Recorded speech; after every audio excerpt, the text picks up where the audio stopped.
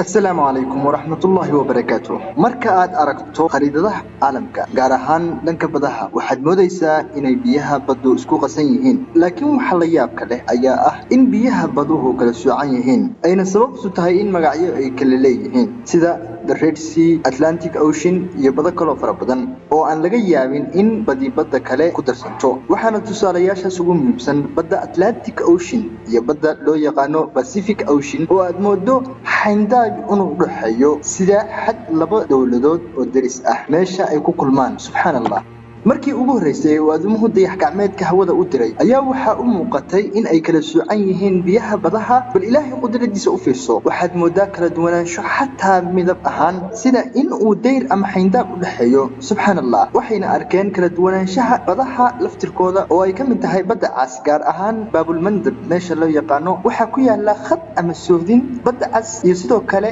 kanaalka Suez waxa ku yaala khad badda Mediterranean-ka iyo sidoo kale badda Atlantic waxa ku yaala khad gaar ah sidoo kale Gibraltar Bosphorus waxa ku yaala khad badda Mediterranean Sea-ga iyo badda Cas Arabian Sea Atlantic Pacific sidoo kale waxa ku yaala khad ama soodin ilaahay amarkiisna midabada soodintaas waa ay kala duwan yihiin sida inuu darbi u dhaxeeyo mid ka mid ah ragga wax sahmiya laguna magacaabo Jacques Cousteau asagoo dhex qusaya badda gunteeda hoose gaar ahaan buurta Gibraltar ayaa waxa uu ogaaday in labadan biyood ee kala midixda ahayd oo ay xataa mid kastaba leedahay dhir iyo xayawaano u khaas ah waajiib hadaba gidaarkanu wuxuu cadeynayaa inaysan ku qasmeyn ama aysan ku gudbayn biyaha badda casi biyaha Arabian Sea sidoo kalena biyaha badda casi kuma qasmayaan biyaha badda Mediterranean-ka ama badda cad sidoo kale biyaha Mediterranean-ku ku qasmayaan biyaha badda Atlantic waa ayadaha uu ilaahay ku leeyahay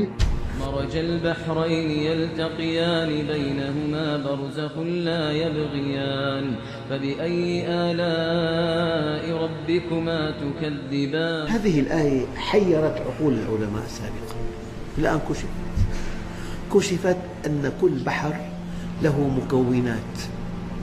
له ملوحة له كثافة له درجة حرارة كل خصائص البحار تتميز بها ولا يمكن أن تنتقل مياه بحر إلى بحر آخر. waxayna muddo ahayd xalxiraale ay xalin waayeen saynisyahanada caalamku laakiinse hadda waa la ogaaday in bad kasta ay leedahay kala duwanaansho hadday noqonayso dhanka milixda oo laga yaabo baduhu inay kala midix badan yihiin waana arinta ugu weyn oo sababta inay kala soocmaan biyaha badaha sida badda la dhaho Dead Sea oo ah badaha ugu milixda badan adduunka heerkulka badaha oo kala duwan isaguna ah xaaladda sababta in labada biyood kala soocmaan sidoo kale waxa loo yaqaan density-ga ama mugta biyaha labada biyood oo kala density-ga badan waa ay kala soocmayaan bad kastana waxa ay kaga duwan tahay badda kale lagamana yaabo inay biyaha badda kale ku gudubto waxaana sidoo kale jira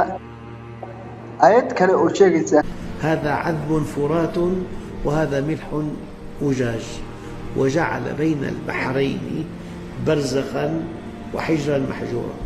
waxaad moodaa in gidaar ama darbi weyn u dhaxeeyo xataa biyaha macaan iyo biyaha kharaarka ah bal ilaahay qudradiisa u fiirso hadaba arrinkan waxaad ku tijaabin kartaa gurigaaga adigoo jooga biyo milixdoodu aad u fara badan tahay sidoo kalena ku daraya midab ka duwan biyaha caadiga ah kuna dhex qasaya biyaha kadibna ku walaaqaya waxaad arkaysaa inay kala soocmayaan gidaarna samaysmayo waxaana la dhahaa halocline waxaan u malaynayaa inuu ku anfacay muuqaalkeena maantay oo jimco ah intaan ku kulmi doono muuqaalkan muuqaal la mid ah waxaan idinkaga tagayaa sidaas iyo nabadgelyo.